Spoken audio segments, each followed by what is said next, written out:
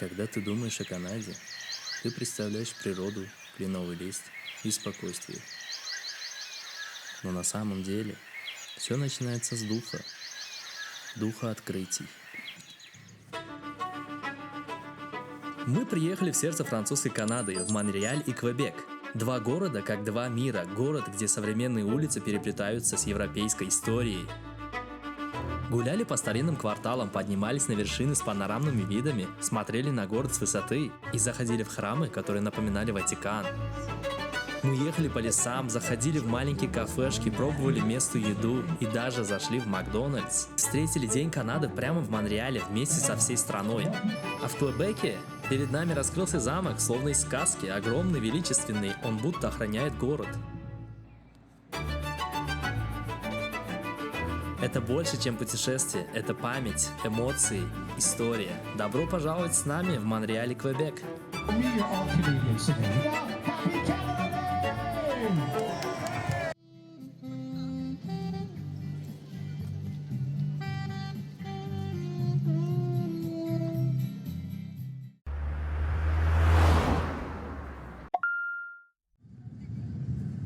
Знаете то чувство, когда вы едете куда-то, где еще не были?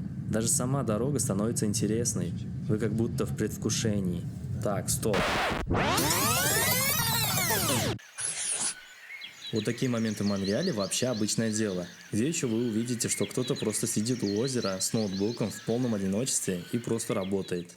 Не в шумном кафе, не в офисе, просто в природе. Для нас это может показаться странным, а тут нормально. В Монреале, как и в целом по Канаде, удаленка – это вообще стиль жизни. После ковида все изменилось. Много кто просто работает откуда хочет. Из дома, из парка, из машины, с берега реки. Если ваша работа не требует постоянного присутствия, вам никто не скажет «иди в офис». И в этом весь вайб. Если можно выйти вот так, сесть на скамейку, открыть ноут и все. И тишина, и спокойствие. После этой тишины Starbucks как точка пересечения мира природы и мира привычек. Вот мы приехали, сейчас Starbucks. Сейчас по дороге остановились, немножечко, как говорится, перекусим. Едем в Монреаль. Уже 3 часа.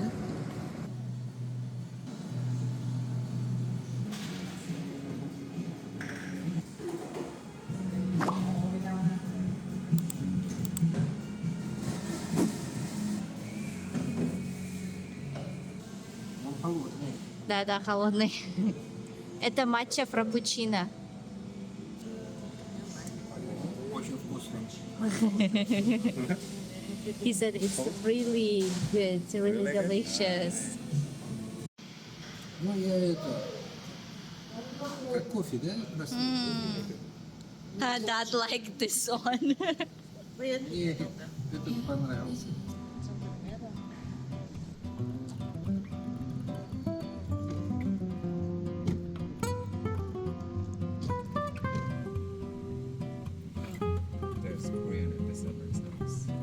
Тут есть дом корейского посол. Корейский посол тут ищет. Что-то в этом есть. Знаете, когда ты не гонишься, а просто живешь, без лишнего шума. Районы, в которых не хочется торопиться, где люди стригут газон не потому, что надо, а потому, что это ритуал. Иногда даже кажется, что у кого-то это религия. Один день пропустил, и соседи уже вызывают тревожную комиссию. Канадцы часто выбирают пригороды ради спокойствия, тишины и личного пространства. Это ценится даже больше, чем доступность города.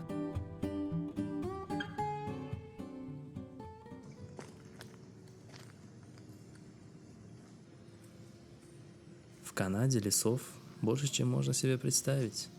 Почти 40% всей территории страны покрыто лесами. Это не просто деревья, это экосистемы, которым доверяет дышать за нас. Здесь не услышишь гудков, не встретишь пробок, зато вполне можно встретить лося, енота, ну или хотя бы следы. Кровь выпил. Вот он делает видео.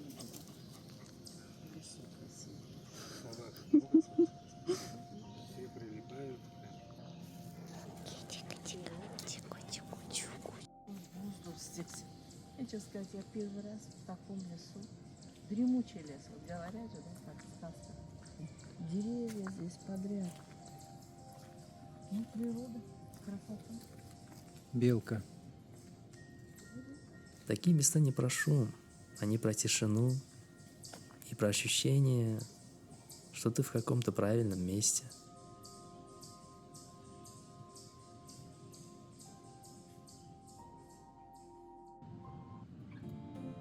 Дом корейского посла, который мы упоминали ранее, наконец-то появился перед нами. Корейский посол. Ну, корейский посол здесь живет, да? Ну, красиво там. Красиво построено.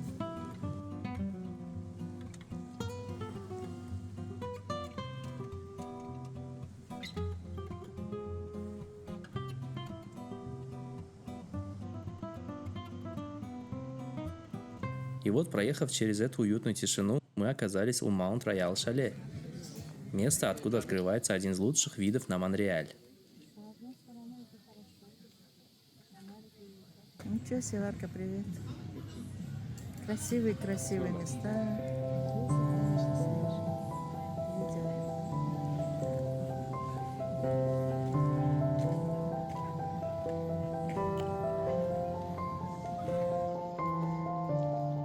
Открывается вид на Монреаль. Сюда вот видите, все туда идут, вот направо. Поднимаясь к Мон-Рояль Шале, кажется, что каждый шаг приближает вас к тайне, спрятанной в сердце Монреаля. Это место не просто смотровая площадка, это вершина горы Роял, высота которой 233 метра над уровнем моря. А еще в легендах коренных народов этот холм – место силы, где земля соединяется с небом, а тишина звучит громче любых слов.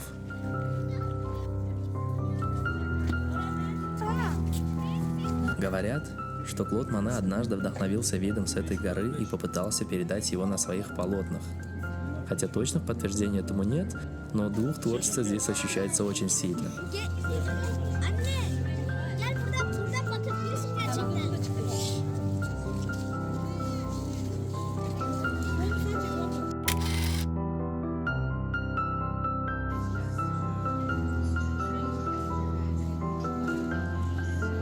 Вот, например, снимок конца 19 века. Еще тогда, почти 130 лет назад, люди выходили сюда подышать свежим воздухом и просто погрузиться в тишину и красоту.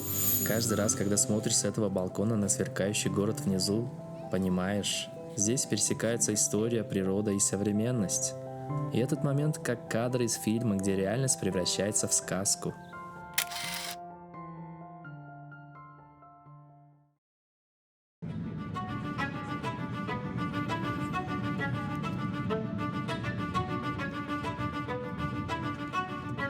Мы в Монреале. Город контрастов и гармонии, где история встречается с будущим на каждом шагу. Знаете ли вы, что здесь живет почти 2 миллиона человек, и каждый из них часть огромного многоязычного многонационального оркестра? Корейский квартал это, Канада.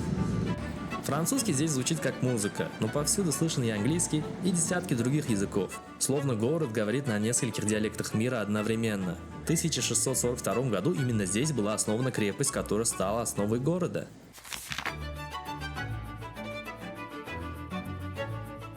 С тех пор Монреаль пережил пожар, войну, экономические бумы и кризисы, и каждый раз вставал сильнее. Здесь они работают иногда, просто кто хочет. По дороге мы решили зайти в базилику Марии Рейне дю Монде, католический храм, вдохновленный архитектурой Ватикана. Внешне она напоминает маленькую копию собора Святого Петра, а внутри богатая отделка, величественные своды и множество деталей, создающих ощущение торжественности и спокойствия.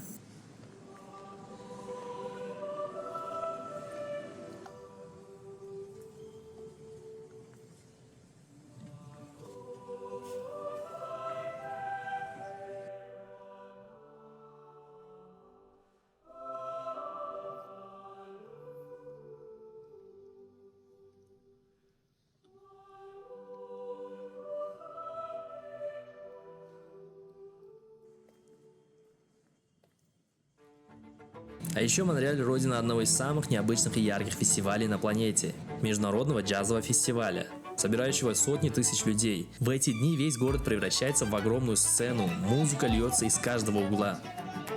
Нельзя говорить о Монреале и не упомянуть хоккей, настоящий канадский культ и страсть. Монреаль Канадиенс – одна из самых легендарных и титулованных команд в истории НХЛ. Основанная еще в 1909 году, она выиграла рекордные 24 Кубка Стэнли, больше, чем любая другая команда. Вот это и есть арена. Монреаль Канадиенс. Монреаль – это не просто город, а целая вселенная, в которой каждый найдет что-то свое – вдохновение, уют, приключения.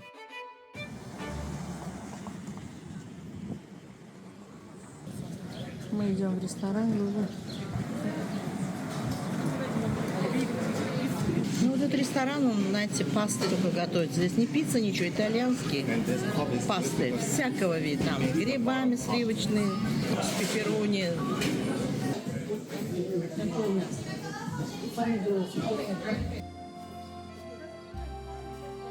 И вот мы в историческом сердце Монреаля.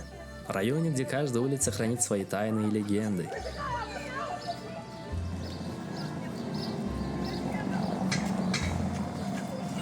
Начали мы с Нотр-Дам-де-Бон-Секюр-Шапель, одной из самых старых церквей города, основанной в 17 веке. Ее называли капеллой моряков, потому что именно здесь искали защиту и поддержку мореплавателей, отправляясь в опасные плавания по Атлантике. Представьте, сколько поколений канадцев прошло через эти двери, как менялась история вокруг, а капелла оставалась тихим островком веры и надежды.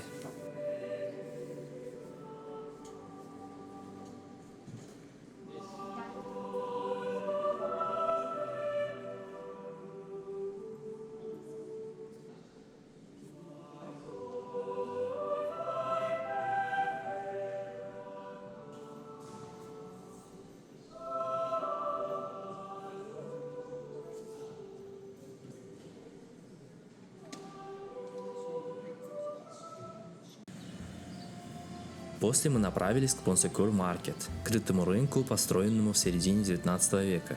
Это было сердце коммерческой жизни Монреаля на протяжении долгих лет. Сейчас здесь много уютных магазинов и лавок с ремесленными товарами, которые хранят дух старого города. Неудивительно, что сюда любят заходить и туристы, и местные. Именно здесь чувствуешь, что время идет своим чередом, а история все еще жива.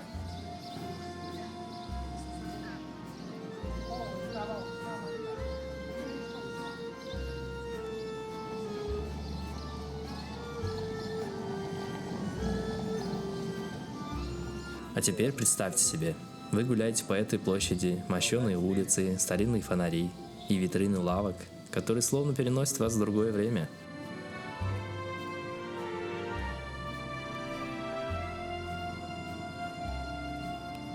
Тут действительно ощущаешь дух старого Монреаля.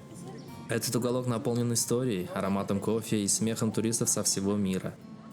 Но будьте готовы, сувениры здесь стоят так, что порой захочется дважды подумать, прежде чем что-то купить. Маленький магнит может легко обойтись вам довольно-таки дорого. Да, цены кусаются, но именно в этом месте, кажется, каждый предмет хранит свою историю. Или, по крайней мере, так хотят думать продавцы.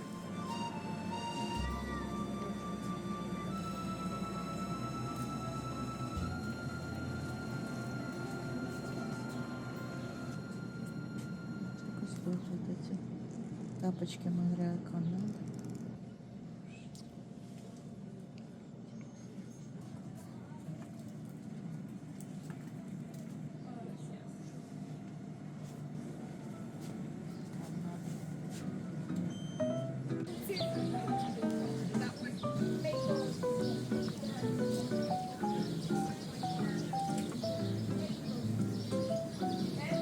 После сувенирной лавки мы направились к центральной площади, где в этот день проходило масштабное празднование – 1 июля – День Канады.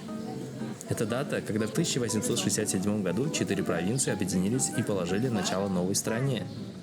Хотя формально независимость пришла не сразу, именно этот день считается днем рождения Канады.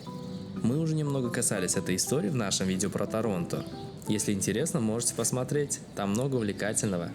А пока давайте окунемся в атмосферу праздника прямо здесь.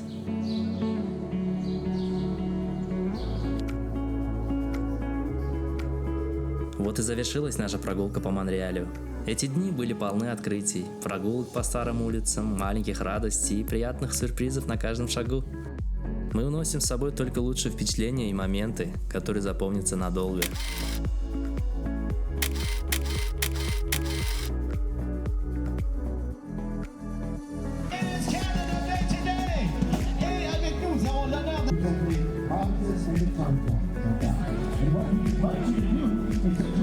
Marche 1,2 km, pas très long, mais le temps de se rendre aux festivités. So once again, about 1.2 km. Merci d'être là. Thank you for being with us. Let's find out who's here for being with us. Yeah, give us a round of applause. Merci d'être là. And where are my fellow Canadians? Where are my fellow Canadians? Canadiens, merci. And for me, you're all Canadians today. It comes out to that, okay?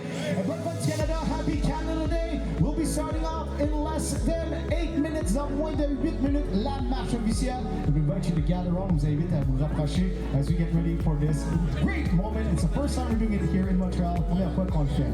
My name is Anthony Horn. Breakfast Canada, happy Canada Day! А теперь нас ждет Квебек. Новые виды, новые впечатления, новые истории. Давайте посмотрим, что там.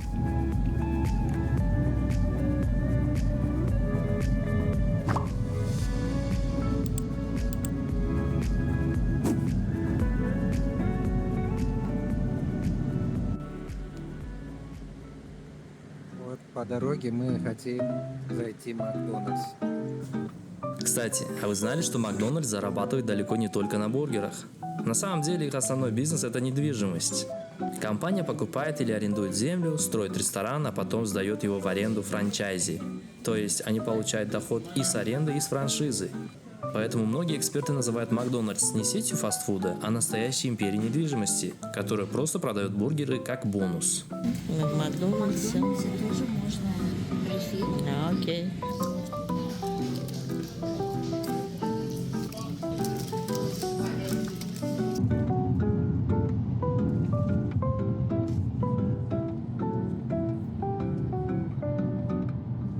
Ну что, мы в Квебеке. Сначала решили заехать в отель, оставить вещи, перевести дух, потому что дорога немного утомила. Вот мы приехали в наш номер. Это наша временная кухня. Столик, где будем кушать, завтракать, обедать, вариться. И вот здесь вот такое место. На океан смотрим. После этого мы выехали в город. Решили просто покататься и посмотреть улицы. И знаете что? Квебек моментально цепляет. Узкие улочки, старые дома, кафе, витрины. Хочется все фотографировать. А теперь главная цель всех туристов – замок Фронтенак. Знаете, почему его все любят? За историю, архитектуру и атмосферу. Этот замок был построен в 1893 году по инициативе канадской Тихоокеанской железной дороги. Идея была гениальная – создать роскошный отель, чтобы богатые туристы останавливались именно здесь и путешествовали на поездах компании. Руководитель компании Уильям Ван Горн был настоящим стратегом маркетинга конца 19 века. Архитектор Брюс Прайс вдохновлялся французскими замками.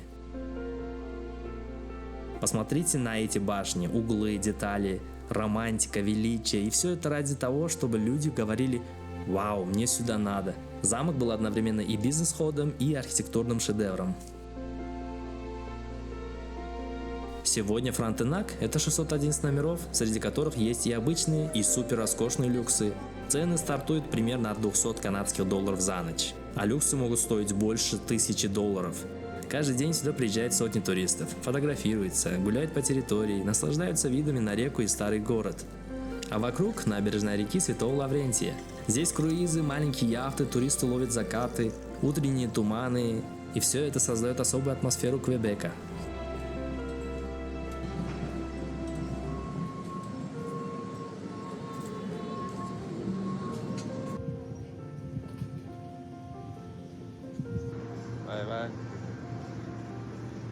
Кстати, знаете, откуда название Квебек? С языка алгонкина одно из коренных народов переводится как место, где река сужается. Именно здесь река становится уже и крутой, и удобной для фортификаций. То есть французы выбрали это место не случайно. Стратегически и красиво.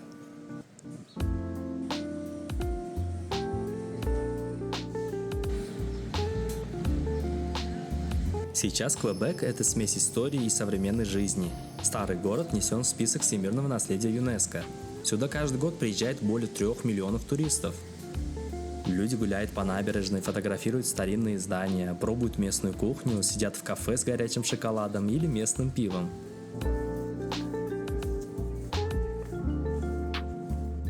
Здесь постоянно проходят фестивали. Зимой знаменитый карнавал де Квебек, один из крупнейших зимних фестивалей мира, а летом концерты, фестивали французской культуры, исторические реконструкции. Город живет круглый год.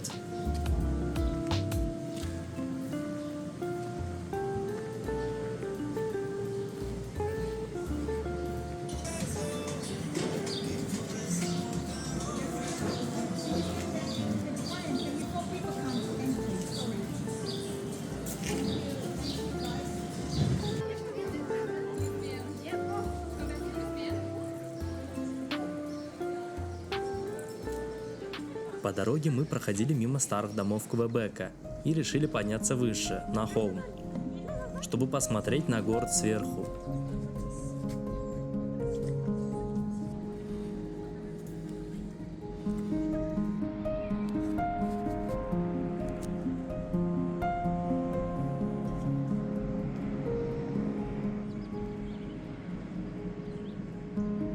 И знаете, вид действительно впечатляет, весь Квебек как на ладони, а замок Фронтенак отсюда выглядит особенно величественно.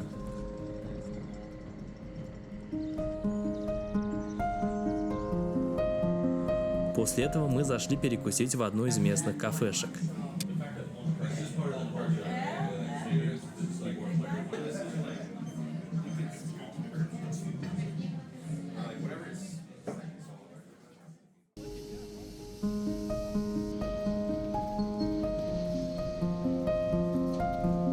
Вот стоишь перед Фронтенаком, вокруг старые улочки, река Святого Лаврентия течет мимо. А ты понимаешь, Квебек – город, который сочетает историю, романтику и современную жизнь. Волшебство начинается прямо здесь, и если вы еще не были, обязательно приезжайте, друзья.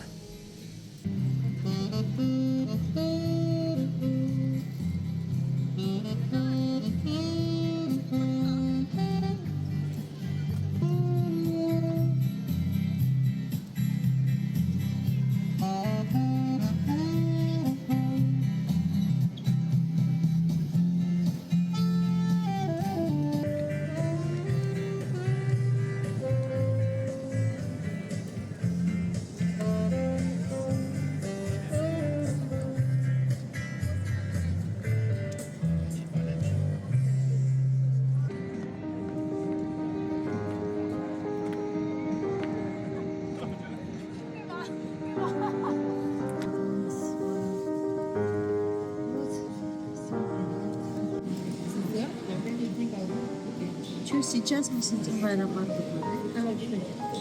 Сейчас мы вылетаем в Калгарри. Дочери, зятя. Сын поехал в машине. Мы с Ташкента вылетели 27 числа. 27 июня. Прилетели в Варшаву. Транзитом летели, потом в Торонто. Моя дочка с зятем прилетели с Калгари, прилетели в Квебек. Взяли машину, они списали в момент. Приехали оттуда, вот они в Торонто. Нас встречать мы летели с Варшавы в Торонто. В Торонто мы были 2 дня. Вот они нас полностью смотрели все достопримечательности, смотрели Торонто. После Торонто мы поехали в Монреаль. В Монреале были 2 дня. И после этого, после Монреаля, мы летели в Квебек. Где-то позавчера.